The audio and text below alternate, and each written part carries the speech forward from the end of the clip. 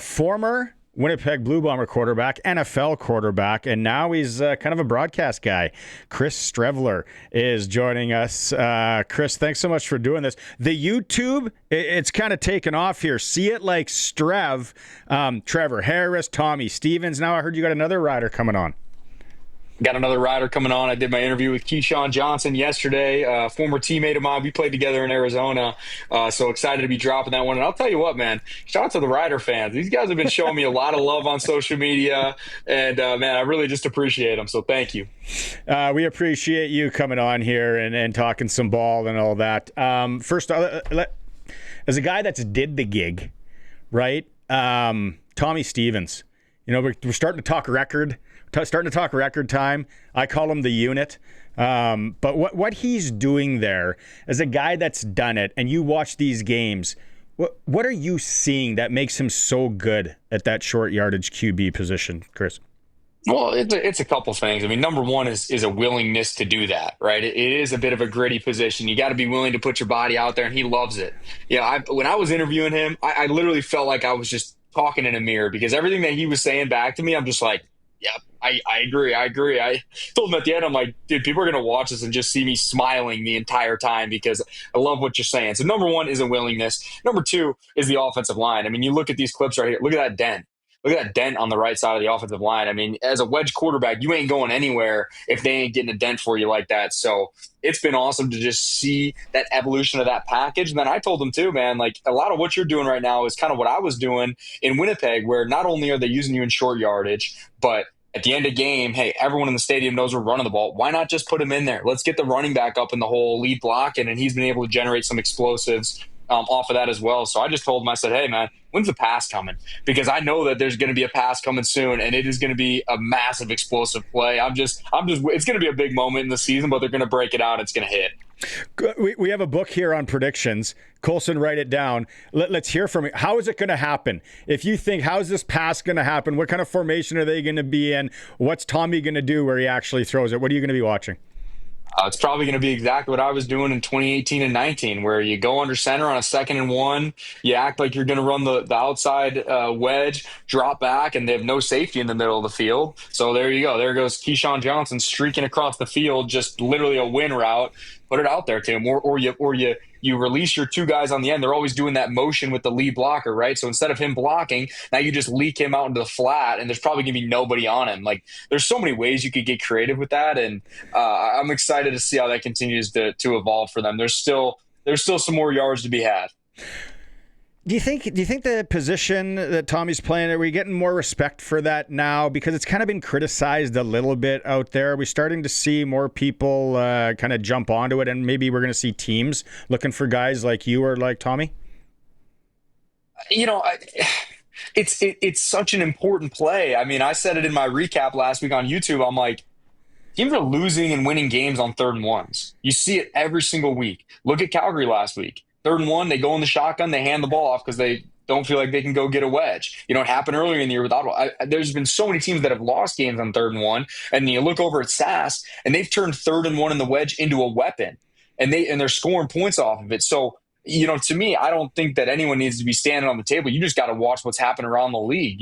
A 3rd and 1 late in the game, you see Tommy Stevens run out there. You feel pretty damn good about him converting that first down. Other teams are going in shotgun. Right. Yeah. And that's Calgary, who has Quincy Vaughn, who's also one of the better guys doing it. So, I get the argument on the other side because there is a need for quarterback development in the league. Right. And I think that the league is going to have to get creative in terms of how to get more young talent up here. But that's not to say that Tommy Stevens couldn't be a quarterback in this league. Like, he's never even really been given the opportunity. So, I think that you can embrace that role and still develop into a franchise quarterback. But I do think that teams need to just continue to invest in those wedge situations because they are game-changing plays. What are you seeing from your eyeballs as you dissect the game, and you're doing a great job, from Trevor Harris that we're not talking about? Obviously, he's getting time. He gets rid of the ball quick. What are you seeing that maybe we aren't, that we're not talking about?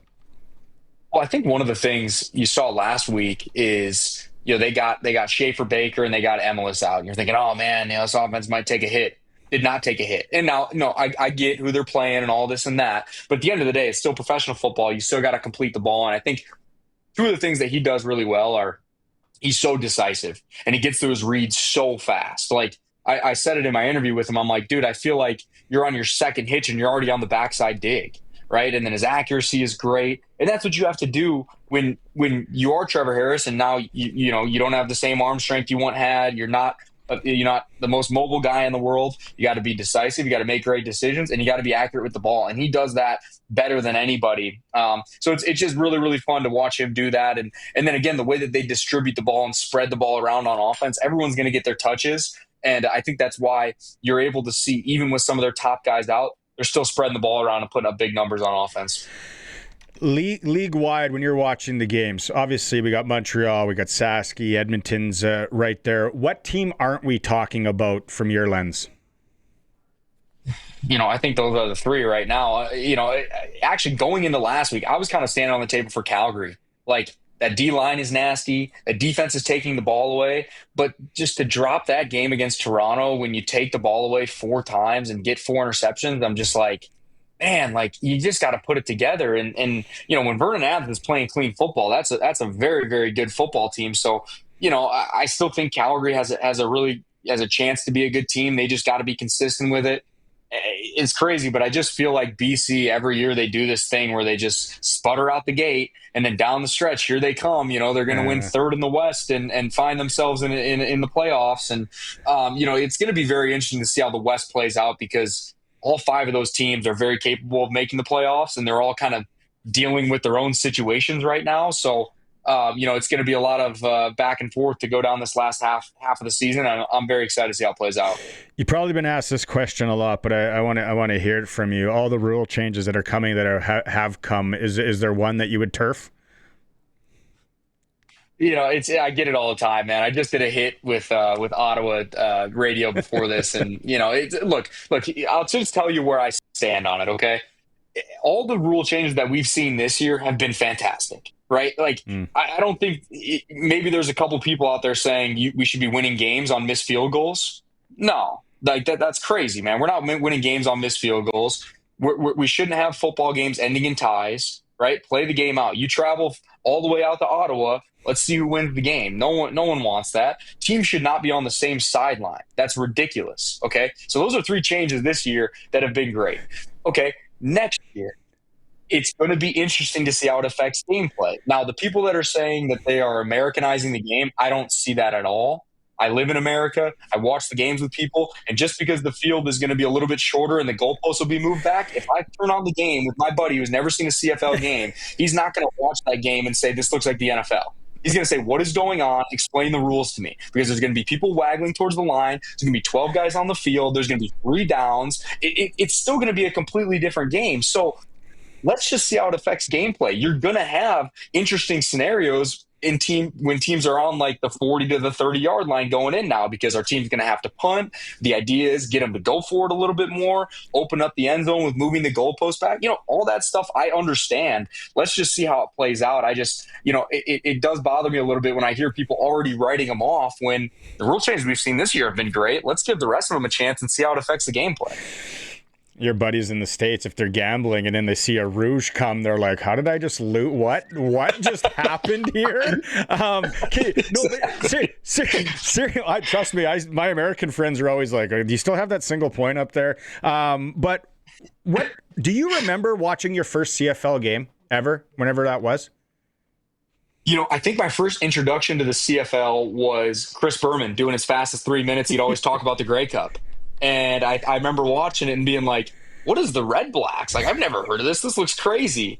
And man, I really didn't keep up with it until I went up to Winnipeg. And I tell the story all the time about when Lapo called me. It was my senior year at South Dakota. He's like, I'm Coach LaPolice. I'm here with Winnipeg. I didn't even know where Winnipeg was. And it was literally just straight 8 hours north on Highway 29 from University of South Dakota. So, you know, it's for me, it's just been amazing how much how fond I am of the CFL and how much the country as a whole has embraced me and supported me. And, I want to show that love back by using my platform to promote the game, because I think it is an awesome product. I think there's a lot of outstanding players in that league. And I said it earlier too, just, I think that a lot of those guys could be NFL players. It's just about being at the right place at the right time. And for whatever reason, for a lot of guys, that just hasn't happened. We're getting some text messages in, guys, people that love your show and they're watching you and all that. So like you said, Rider Nation and Sasky people. Okay, here's one. Broadcast company comes to you and says, Chris, what do you want to do? What's your dream job? What are you telling them? What would you like to do in the broadcasting world? Man, I love calling games, so I'd love to be a color guy. I'd love to be an analyst. Would love to be on a panel of any sorts, doing pre and post game stuff. I've had the opportunity to call a couple college games. We had the opportunity to go do some stuff with CJOB for the Bombers game against Calgary. Was on pre and post game with that. I just want to share my passion, my energy, and my knowledge for the game in whatever way possible. I also coach quarterbacks out here in Arizona, so that kind of scratches the itch of, the X's and O's and really diving in deep and helping players develop and get to where I got to. My goal for those players that I coach is just, man, how can I make you better than me, and how can I help you accomplish your goals? So in terms of broadcasting, would love to stay around the league and be engaged in that moving forward. And I think there's going to be opportunities for me to do that. And then, as it pertains down here, would love to be involved with the NFL, college football as much as I can as well, and just stay around the game to continue to scratch that itch, because, hanging it up at 31, there might have been still some more gas in the tank had I had a fully intact knee. Where do you lay your head? What part of Arizona? I'm out in Scottsdale, Arizona. Oh, right on. Do you swing the clubs? Are you a golfer? I'm out there for the vibes. You know what I mean? I'll go golf a smooth 94 and just have a really good time. What's your favorite track? Oh, man, I really like the Phoenician. If I'm really going to ball out, go up on the side of the mountain, that's a nice one. Have you been out here very much and played some golf? Oh, yeah. Lots. Phoenicians, I spray it, and Phoenician scares me, right? Yeah, the ball, it's tight. It's tight. Yeah. I'm a weak Well, next time you're out, let's get out. Jake Mayer, he swings a lot of clubs down there as well in Arizona. You probably know that. Just a couple more here, Strev, for you if we can. We have one text message I want to get to is, what was your welcome to the NFL moment? Do you remember that? Mm-hmm. Mm-hmm. Yeah, so my welcome to the NFL moment is a pretty literal moment. And, I'll plug my social media really quick. I've been sharing a ton of these stories on Instagram, just kind of going through my journey. And I shared this one, but I'll say it again. So it was 2020 when I signed with the Cardinals, and, there's no preseason. We didn't even have OTAs. So, we kind of just going off of practice. And I remember I sat down with Cliff a couple days before camp ends, and he ended up telling me that, hey, you're gonna make the team. Not only are you gonna make the team, but you're gonna be our number 2 this year.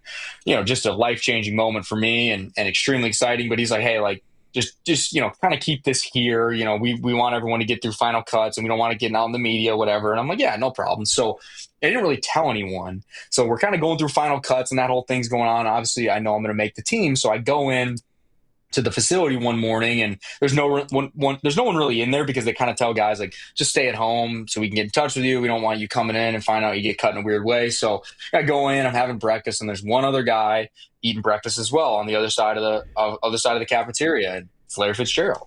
And so I'm just kind of sitting there minding my own business, eating breakfast, and I see Larry coming over and walking towards me, and he just comes up to me and he goes, hey, man, I just want to be the first guy to congratulate you on making this football team. And, I don't even know if he remembers that story. I still run into Larry from time to time out here in Arizona. But for me, as a guy coming from the CFL, a guy that you watched growing up, one of the GOATs, Hall of Famer, for him to just say, hey, man, congratulations, you worked hard, you deserve it. I can't even really tell you how much that meant to me. And that's one of those guys that's just fully as advertised. Wow. And then Tegan, who hosts our pregame shows here on the Rider Radio Network, she wants to know 2019, the fur coat, cowboy hat combo. Where did that come from? Because it's pretty iconic. Was it just a last minute thing? It was kind of just, it was something I had thrown out as an idea. We were kind of struggling in the back half of the season, and I was like, dude, man, if we win this Grey Cup, wouldn't it be great if I just wore a fur coat? That'd be sick. And so we win it, and there it is right there. And so my girlfriend at the time I told her mom, she's like, "Oh, actually, I have a fur coat. It's a family heirloom. Oh, yeah, you can wear it." I'm like, "All right, sweet." So, we win the Grey Cup, and she's like, "Oh, here you go. Have fun." And so, I put the coat on, and it got the hat in Calgary because, they gave everyone the Stampede hats. And then somebody threw me a gold chain during the parade. So I just threw that. It all just kind of came together last minute. The morning of the parade, I go in, and Osha's like, "You're probably going to need this." Just hands me like a fat cigar. I'm like, sweet. So it kind of just came together organically, and I did not think it was going to take on the life that it's taken on. I mean, people still dress up like me for games and Halloween, and it's just like, it's the most surreal thing. But again, I appreciate the support. We got to do this again. Hopefully you can make some time for us. Really appreciate you. We love what you're doing, man.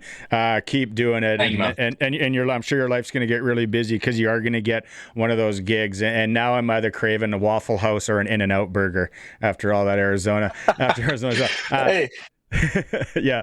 Thanks so much. Shoot me a message if you're out here, man. We'll get out and play some golf, and we can talk some CFL ball. I lived 2 years up in Flagstaff, so I love the area, man. Thanks. It's awesome up there, man. Yeah. Thanks for doing this. Let's do it again. Yeah, you bet.